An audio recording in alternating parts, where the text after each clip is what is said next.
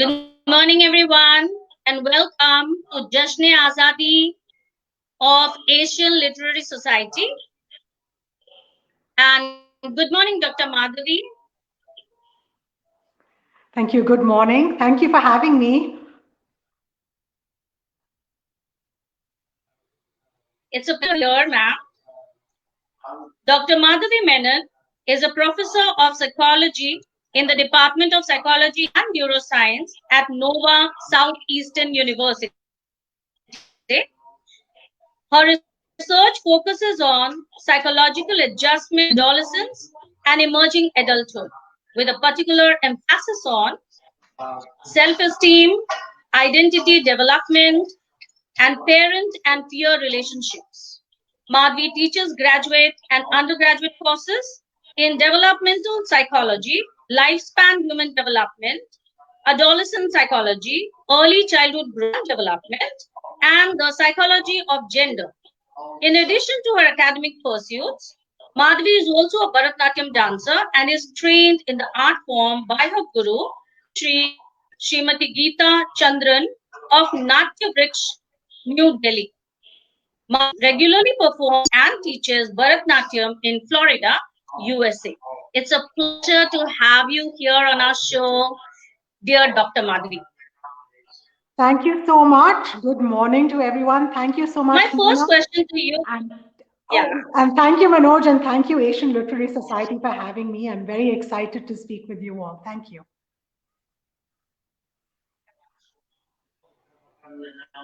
Since we are celebrating Jashne Azadi at Asian Literary Society, ma'am, please let me know what freedom means to you. What freedom means to me. Hmm. It's obviously a very topical question.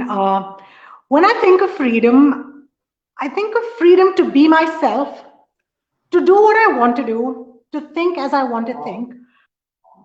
But in a gist, to me, freedom would mean having choices to choose from various alternatives and pick one of them. And also, along with having choices, having the freedom to make mistakes and learn from those mistakes. Because because of the fact that I have freedom, that I can go ahead and make my choices and potentially make mistakes, as opposed to somebody, the powers that me be breathing down on me and telling me you have to do it this way. And of course, if I was following that algorithm, I would not be making mistakes. But I think for each individual's personal growth, that ability to make mistakes and, of course, learn from that is important. But then when I say freedom to me means choices, but I think when I'm thinking about freedom, it's not just my freedom, but freedom for everybody. And therefore, the expression of my freedom should not impinge upon the expression of another person's freedom. So, of course, I think we all need to be very sensitive and cognizant of the fact that just as we want to enjoy our freedom, the person next to us, all our fellow brothers and sisters, all the human race, needs should be able to enjoy that freedom. So I'm sorry, it's a kind of long, drawn out answer, but that's how I envision freedom for me personally. No, no, no. True. So very true, ma'am. I agree with you. Freedom cannot be like infringing upon somebody else's freedom. It has to Absolutely. be enjoying your freedom and allowing others to enjoy their freedom too. Yeah. Okay, tell me one thing. What is that one thing you would like to change about the stereotype thinking of women and towards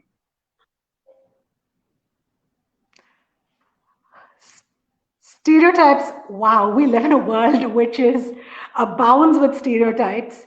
In fact, uh, to just take a little further, it's not just stereotypes about women, but we have stereotypes pretty much about every group and entity possible, which we think of as marginalized groups or perhaps weaker groups.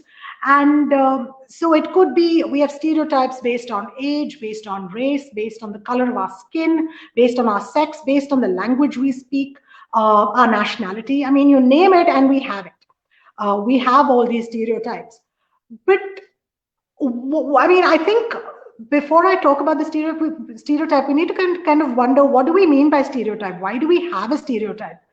It's it's a mental shortcut we are taking because we may not know enough about this other group of people, and it's very convenient for us to sort of just box them all into this very convenient space for us, and sort of whitewash them all and say, oh, everybody is like this, and we use these stereotypes without paying attention to the fact that we are True, all true. different, right?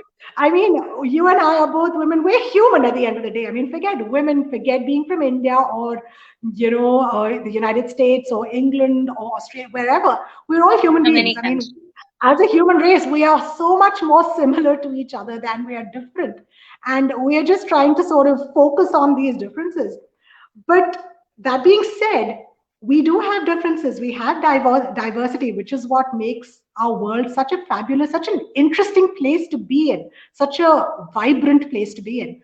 But I think what is important for us is to be sensitive to these differences, and not just in terms of our physicality or the language we are speaking or these outward trappings, but also being cognizant and sensitive to the fact that there are differences in thoughts, there are differences in values, there are differences in beliefs and attitudes. And just because I think a certain way, I shouldn't expect others to think in the same way. And we do tend to sort of think, if I think like this, everyone else should think like that, and sort of take a fairly self focused approach, which is rather narrow minded because, hey, no two people are necessary. Even identical twins are not that identical other than their DNA. So, to being sensitive to those True. differences, and once we're sensitive to that, then I think we'll be more accepting of the people around us rather than saying, hey, you are a woman and this is what you should do or this is what you should not do. Or because you are from here, because you stand to the left of me, this is how you should behave and this is how the person to the right of me should behave, which is a stereotype. So I'm hopeful that, if we are able to be sensitive and being respectful of the people around us, of everyone, I guess I'm an eternal optimist. I'm hopeful that that day will be here soon. I hope. So the most important thing for us is that number one, we respect each other's opinion, and number two, we accept it. Their That's opinion what is I their own, right? personally think. Yeah. Okay, ma'am. Which are those three qualities you would to possess to establish a strong bond with students? A strong bond with students. Hmm. I like to think I share a strong bond with my students, but I guess you need to ask them if that is really true or if I'm just deluding myself. Okay, for me personally, I think one has to be excited about what one is doing and love what one does, because that is truly, at least to me, I feel it's contagious. If the person I'm speaking with is excited, like I'm talking to you and you're excited and you're nodding along, if the person is excited and truly loves what they do, then that tends to be infectious. And I like to believe that my own excitement is permeating into the person in front of me, into my students, and we're able to feed off of this. I also actually, I don't use my relationship when my students. I think of it more as a symbiotic relationship where I'm not just the person out here who's giving yarn, because it's there in the textbooks. I didn't write those books. They've all been there, and we're all sort of understanding as we're going along. And just as I'm learning something, pass it on to my students, I'm also learning so much from them, presenting me with perspectives which I'm really appreciative of.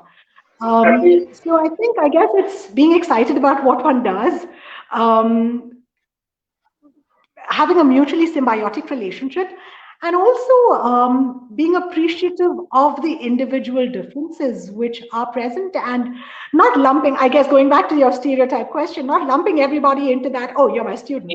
It's not an us and them, it's not a me and you kind of in-group, out-group relationship. We're all in this together. And let's try and see what is this topic. Let's discuss it. And I might have a certain perspective, and my students are giving me their perspective. And I find that most fascinating. And that's what really keeps me going every morning, literally, when I'm in class.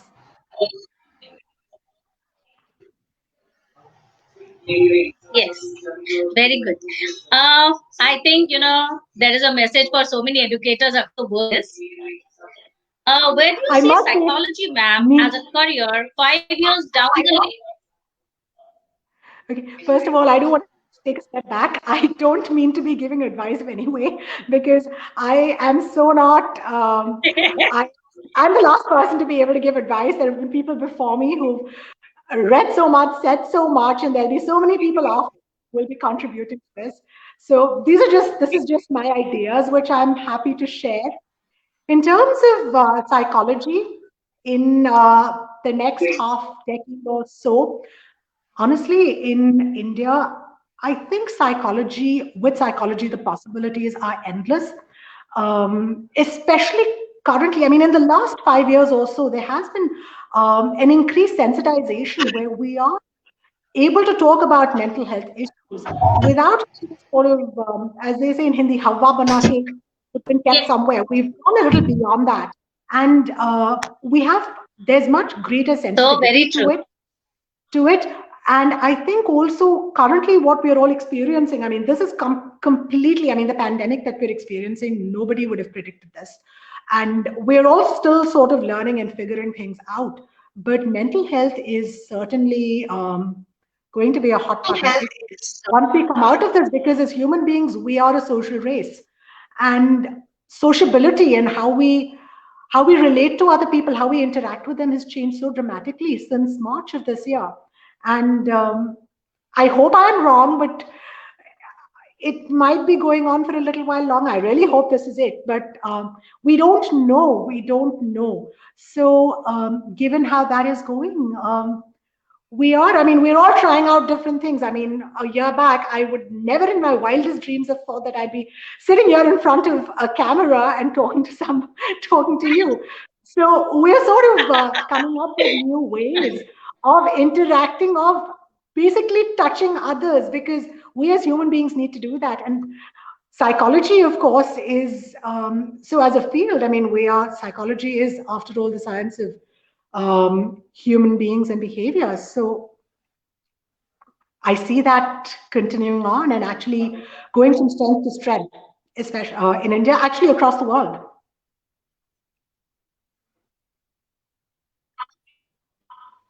True, very true. It's not only about India, it's about the entire world now. Yeah. Okay, you tell me one thing, Dr. Madhuri. Since you are also a trained Bharatanatyam dancer, could you tell us a little of your dance and maybe show us a little bit some mudras or some?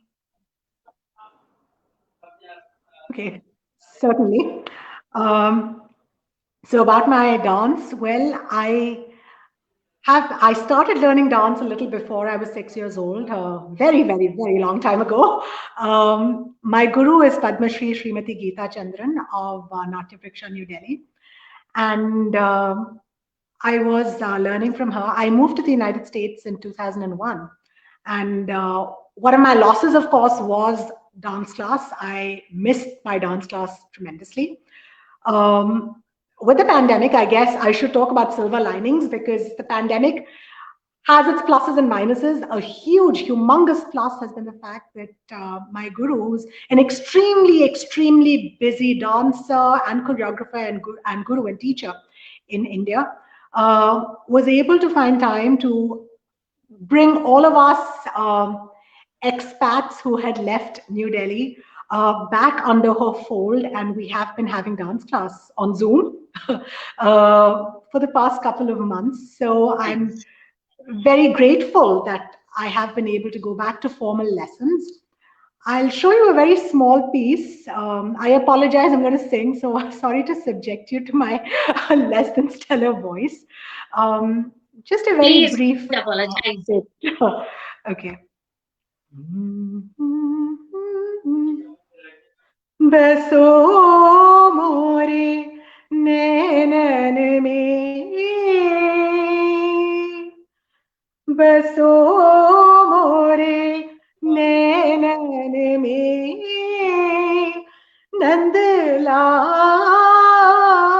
Nandlal बसो मोरे नैनन में नंदलाल बसो मोरे नैनन में नंदलाल मोहनी मूरत सावरी सूरत नैना बने बिसाल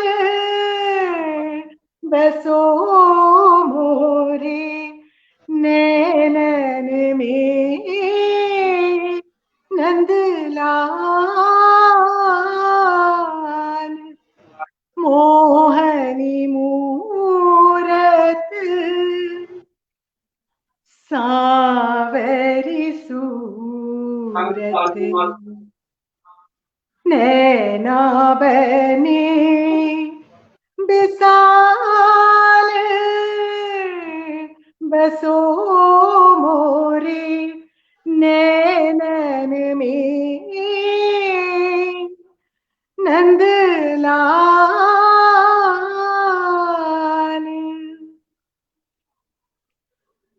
Thank you. That was just a small bit That's of Meera fantastic, Bhajan. Dr. Madhvi. It's just a very small, it's actually still a work in progress. My guru, this It's a has blessing. is teaching this to us right now. We haven't completed it, so I apologize if I made any mistakes. Um, but this is what Oh, is please uppermost. don't, please don't. It's a blessing for us. It's a blessing for us to see this early in the morning, to begin your morning with graceful, like, yours, and such beautiful song. You are so melodious. So along Thank with you. being a fantastic dancer, you are a great singer too. I'll just put it this way, I dance and I sing Classical also. dance.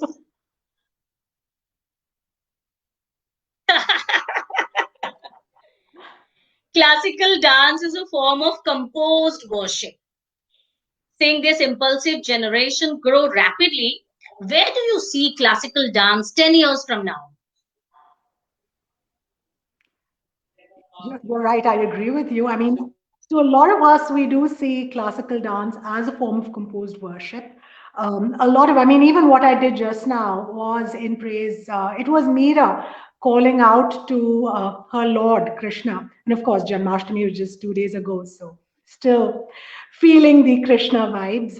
And yes, it definitely is seen as a form of composed worship because a lot of, I mean, initially Bharatanatyam was initially done in the temples by the Devadasi communities, and it was an offering to the gods. So yes, undoubtedly, it is a form of composed worship. But I do see dance, classical dance, as actually more encompassing than that. There's a little more than that. Because I at least, or maybe it's just me, but I talk to my dancer friends, and a lot of us, we actually see dance in pretty much everything around us. I sometimes find myself walking and the beat I'm walking with, I'm automatically like going takka dhimi in my mind. So it's sort of dance is sort of a part of my being. And so, yeah, I'm sure people who see me are just wondering what happened to her. Why is she walking strange, walking so funny? But it's sort of a part of me. I mean, I've been doing it for so long. They would understand. No, but to answer the second part of your question about the present generation, and I think you used the word the present impulsivity of the generation. Truth be told, actually, I think every older generation thinks that about the youth. I remember when I was a teenager, my the elder said we were sort of the impulsive generation. So it's a sort of cyclical thing where we think, oh yeah, we've been there, done that, and the next generation is so impulsive. But I actually think that. Not sure about impulsivity. I mean, we talk about the millennials. Definitely, there are differences in perspective, primarily because, I mean, they grew up, they are digital natives. They grew up in the digital world. And as you saw me struggling with getting onto Facebook Live, I haven't done this before. Whereas if somebody 20 years younger than me would probably just go ahead and go about it pronto. But to answer your question, I think the dancers of today, today's current generation, I think so many of them are so much more focused about their art and what they are doing. When I started learning dance in the mid 90s and 90s, at that time, at least when I was sent off to dance class, it was just another hobby class per se. It was a here and now. Here I'm in dance class and I come home, get up in the morning, go to school, then come home and go to dance class. That was just part of the routine. I never really thought of what am I going to do with dance. It was just something I did. And even when I finished school and college, it was not, it was just part of what I'm doing. When I hear the current generation of youngsters, teenagers, some of them are so incredibly focused. I'm so envious of them for having this kind of focus and dedication to know that this is what they want to do and give it their all. So impulsivity being one thing, I think when we're talking about, and the classical arts, of course, is one field where one has many, many, many years of practice and learning and dedication and perseverance above everything else. But I think that's probably something that is needed if you want to succeed in any field. Perseverance, hard work, dedication, these are all things that we need that we want to do. So in the classical arts, just like everything else, one has to sort of go along that path. But I think, I mean, at least given I've seen some of my gurus, students in New Delhi. I mean, I've been watching them dance, and each time I watch them, I'm just incredibly amazed and blown away by what I see the dancers, the young dancers in India, as well as the United States. They are so focused on how they are going about that. So I think as long as the millennials and the older generation are sort of able to keep alive a bridge of continuity, I think it's just onwards and onwards with classical dance. That's what I think. So it's quite a positive side, right? Yes.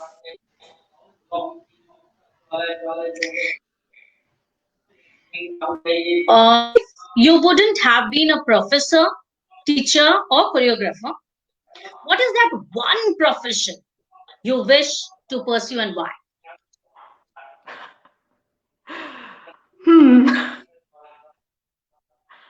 I wish I had some really great story to tell you about what I would have really wanted to be. But I always feel like I'm living my dream. Honestly. I don't see myself as doing anything other than psychology and being in academia.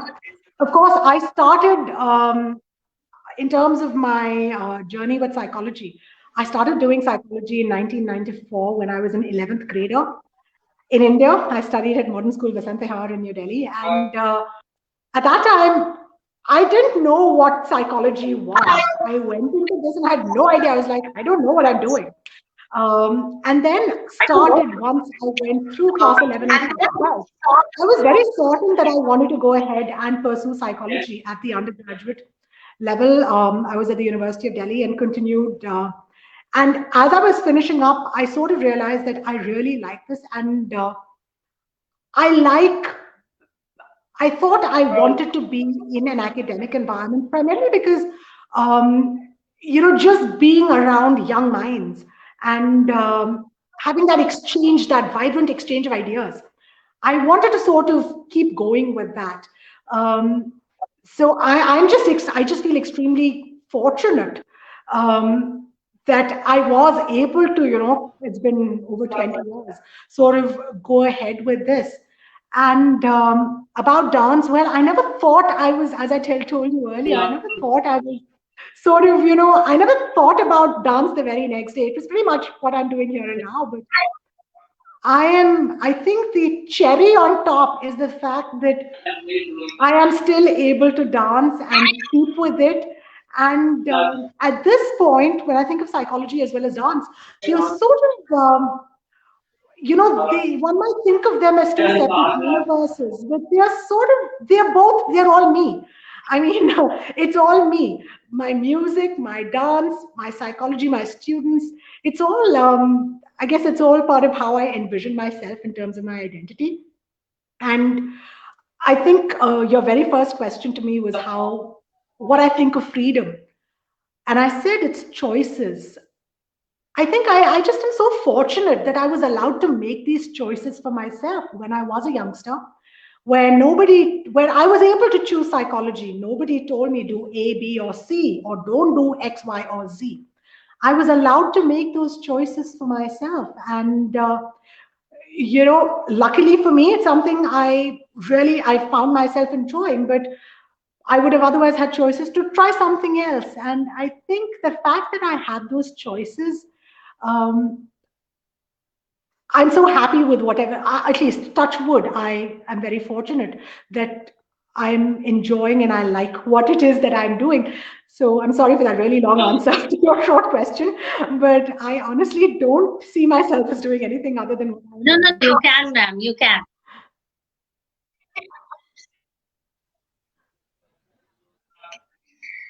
That's fantastic. It's like you are living your dream. Very few people live their dreams, ma'am. Isn't it? Before you leave, what is message for Asian Literary Society? Because Asian Literary Society is doing so much to preserve culture, tradition, literature. So much of work is being done by this platform. What is your message for Asian Literary Society, ma'am? I First of all, thank you to the Asian Literary Society for having me here. I've actually watched some of your previous programs, some of your interviews, and the wonderful musical videos that were posted yesterday. I think it's incredible the content that is being put out, and a very vibrant society with I think over 12,000 or 13,000 members on the Facebook page. Um, I wish you all success. And I hope that by next year you have like 50,000 members. And I'm pretty sure you're getting there. I wish you all the best. And I think it's an extremely important platform, it's very much the need of the hour, especially at a time like this where we're all sort of scattered around and especially during the pandemic. And platforms such as yours are allowing people to come together and sort of, it's that sense that I'm not all alone. I have all of us, we're all in this together. And sort of, together we shall overcome. And I think the Asian Literary Society is definitely one such platform which is doing some very fantastic work. I've seen some of what Manoj has been putting out, and more power to you. And I wish you all the best here on and out.